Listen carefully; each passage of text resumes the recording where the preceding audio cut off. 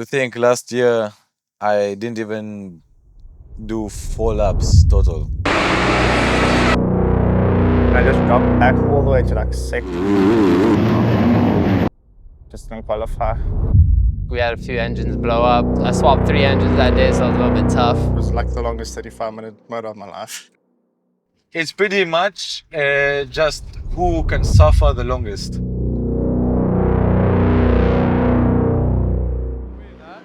Friday, it's usually press day.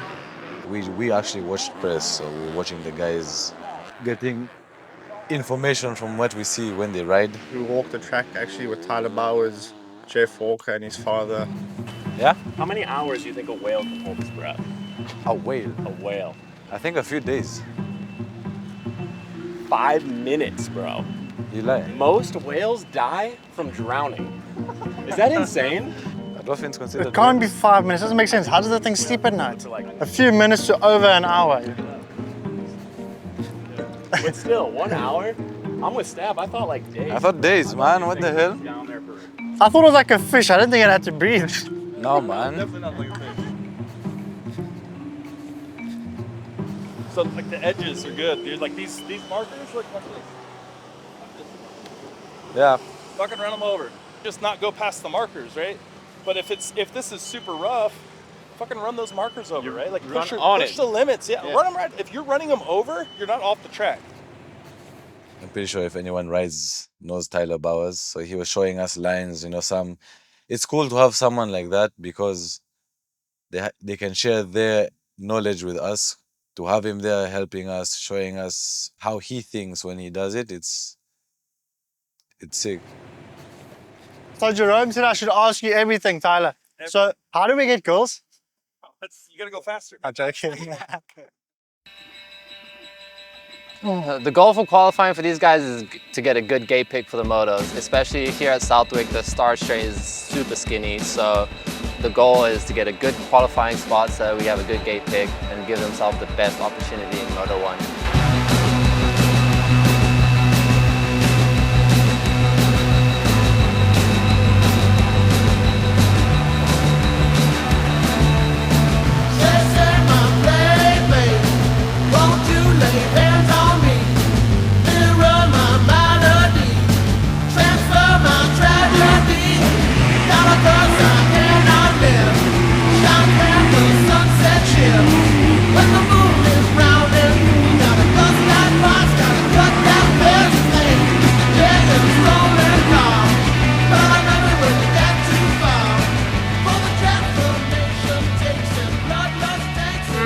Boys could have done a little bit better on it, but I'm still happy that Staub is in the top 30 at least, so that's good. It's better than the weekends before. I mean, qualifying for me is actually the scariest part. This weekend was the first weekend I actually went into qualifying thinking, like knowing I'm actually gonna get in. The goal was to get my fastest lap time on lap 2. Second lap, you don't know the track really, you gotta send it. Put in some few good laps, got a clear track following like, what was it, Thrasher. Managed 29th overall by him, so that was decent. Not the best, but it's better than going to LCQ. I knew after qualifying 1 when I was sitting 34th, I knew that no one was gonna go faster. I just knew that track was gonna get broken down, it was brittle. No one was gonna go faster than that. Sensation for you, my love, I fear.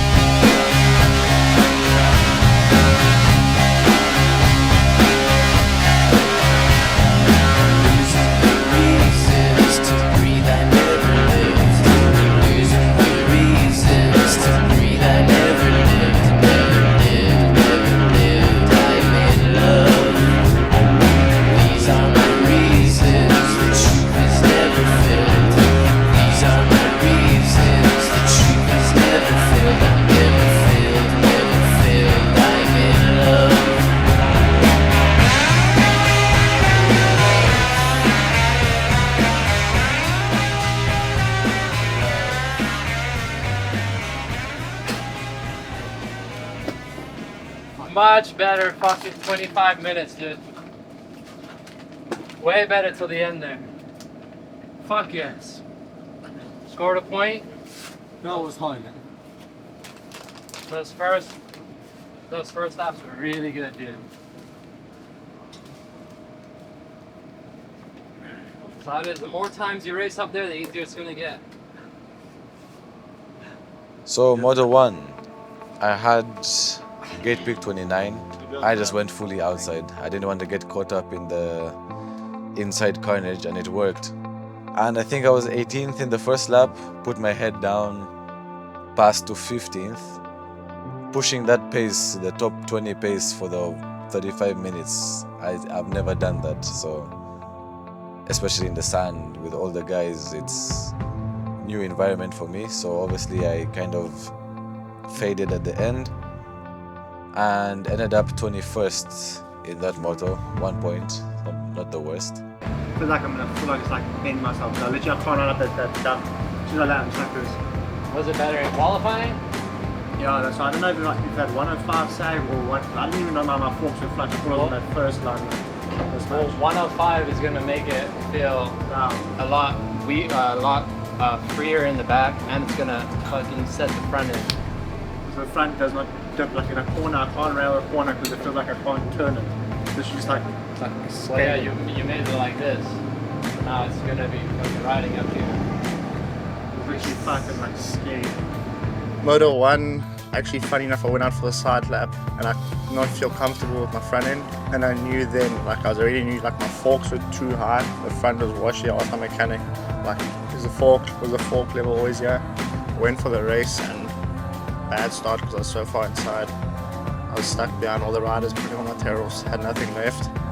And I was basically just like in survival, fighting the front end. Every time I jumped a jump, the track has like a lot of elevation. We land with like a lot of down slopes, going to up slopes. Every time I landed, it felt like I was just gonna end myself, so it was not fun. I did not finish, just due to the bike setup and all. I didn't feel like I could ride to my full potential because I was just like fighting the bike all day. It was very up and down for me. Really impressed with Stav's first moto. He ran top 15 for quite a while. Definitely have to work on some fitness on that because you cannot get past in the last lap. That's where either you leave it all on the ground or you leave someone else on the ground because you got to be in the top 20. For Dalton, I was a little bit bummed out by the suspension setup in the first moto. I felt bad that we went the wrong way on that and he suffered on that first moto. Both the boys are fast. They both can be in the top 20 in every moto that they're in.